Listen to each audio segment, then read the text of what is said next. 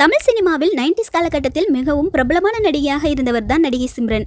தமிழ் சினிமாவின் உச்ச நட்சத்திரங்களான விஜய், அஜித், கமல் என பலருடன் நடித்த இவர் நீண்ட இடைவெளிக்கு பிறகு பேட்டை படத்தில் ரஜினிக்கு ஜோடியாக நடித்திருந்தார். தற்போது வயதாகி இருக்கும் சிம்ரன் பல்வேறு துணை கதாபாத்திரங்களில் மகான் உள்ளிட்ட படங்களிலும் நடித்திருந்தார். சமீபத்தில் அஜித் குமாரின் குட் பேட் அக்லி திரைப்படத்தில் சில நிமிட கேமியோ காட்சிகளிலும் நடித்திருந்தார். அதேபோல அவர் முக்கிய கதாபாத்திரத்தில் நடித்திருந்த டூரிஸ்ட் ஃபேமிலி திரைப்படமானது 75 கோடிக்கும் மேல் வசூல் செய்து இந்த ஆண்டின் பிளாக் பஸ்டர் திரைப்படங்களில் ஒன்றாக அமைந்தது. இந்த நிலையில் சமீபத்தில் அவர் அளித்திருந்த நேர்காணல் ஒன்றில் தனது திரை வாழ்க்கையில் நடந்த சில முக்கியமான விஷயங்களை பகிர்ந்துள்ளார்.